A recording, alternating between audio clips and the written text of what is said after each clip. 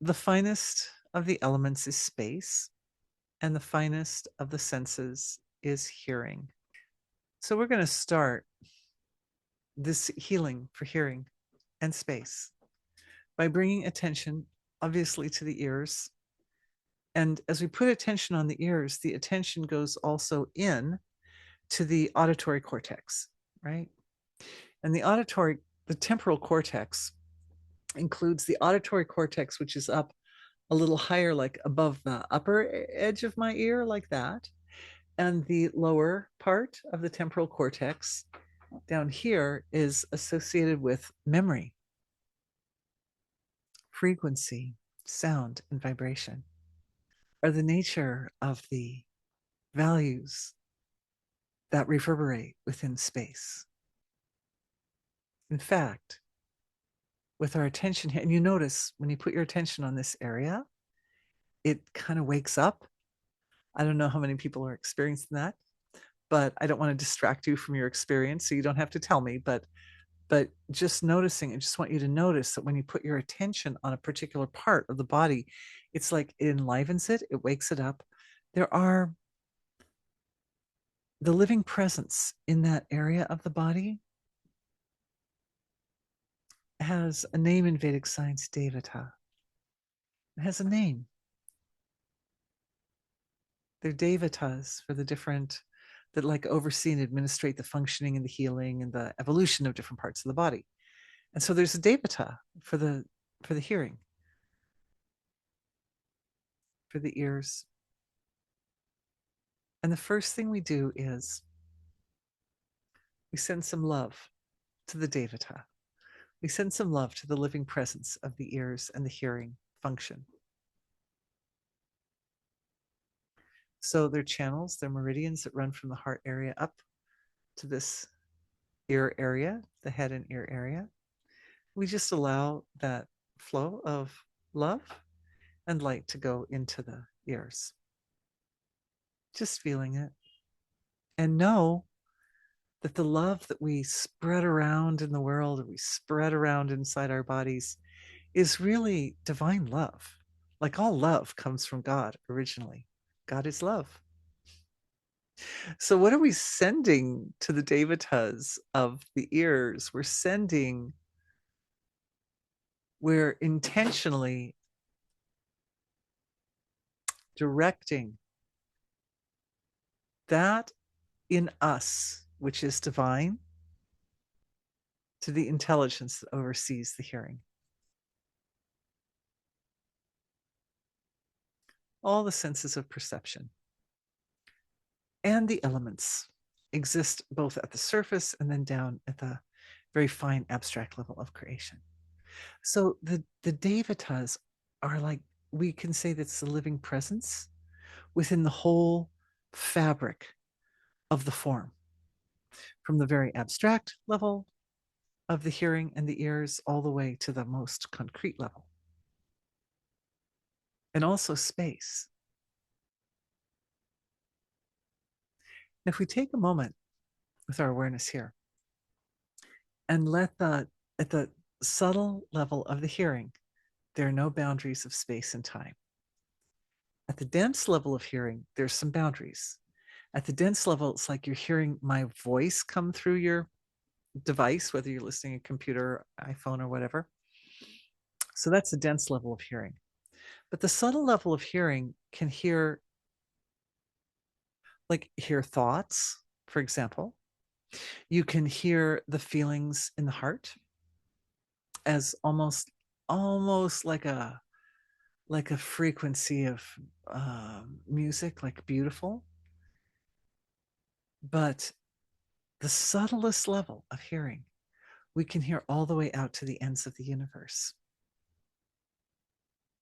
So just take a moment and let your awareness, allow the awareness to stretch out into the fabric of the universe. You just imagine the awareness like going, stretching out into the fabric of the universe. And what kind of sound is there? The space there is so, like, it's so soft in places. I almost said salty, but and soft, of course, is a texture, but it's big. Space is big. It's really, really big. And so we let the awareness, we just have that intention that the awareness of the ears stretches out into the great vastness of the creation. And the sound, what kind of sounds are there? Cosmic sounds. The humming of the whole universe there. The more the awareness expands, the more the sounds appear as they would if you were listening from a distance, kind of, right? Like if you come up close, you get to hear, you can pick out specific melodies or specific words or something. But if you expand awareness out and listen out into the creation, we hear it's like a buzz or hum.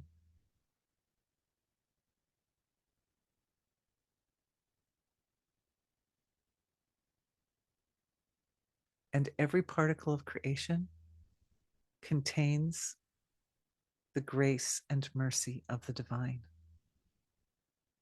So we allow, as we stretch awareness out into the vast reaches of our universe, we encounter grace, which then reflects back into the body, into the ears, blessing the intelligence of the ears, blessing the Dvatas of the ears.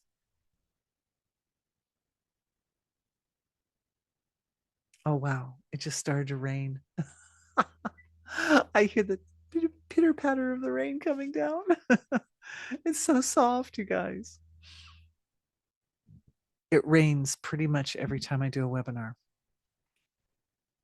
I think I think the environment appreciates us and the work that we do together. Just letting that grace settle into the ears, feeling the light of heavenly grace. Heaven.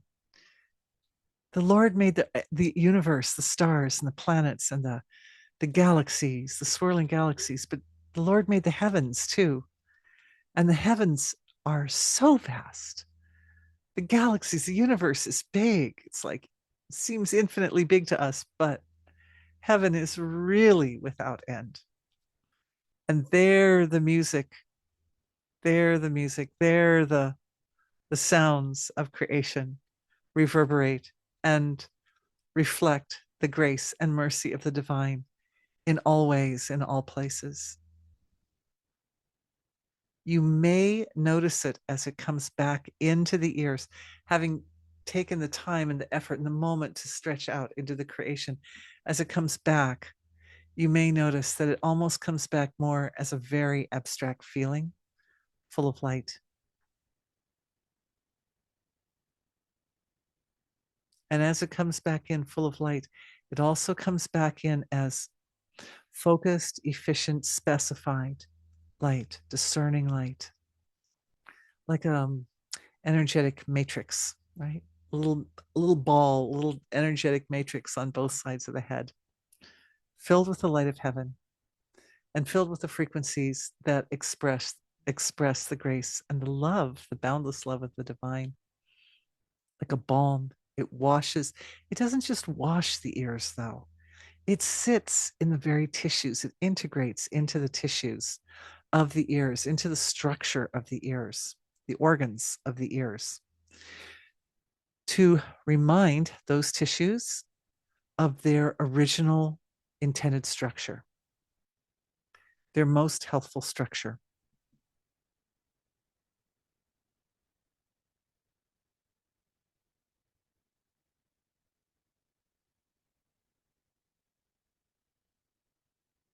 The heart extends one more time. This is like the ending part of this healing. Extends one more time up through the ears and spreads out into the whole space, into the space of the universe. It's like, oh, universe, I love you.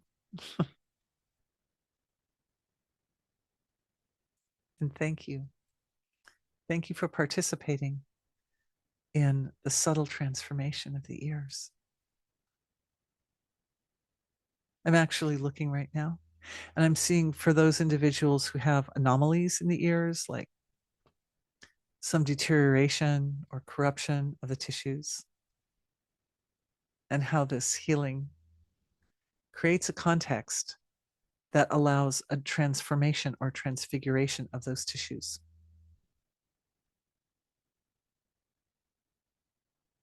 So the ears take on the original blueprint, the original divine intention for how the ears should function and how they should be structured.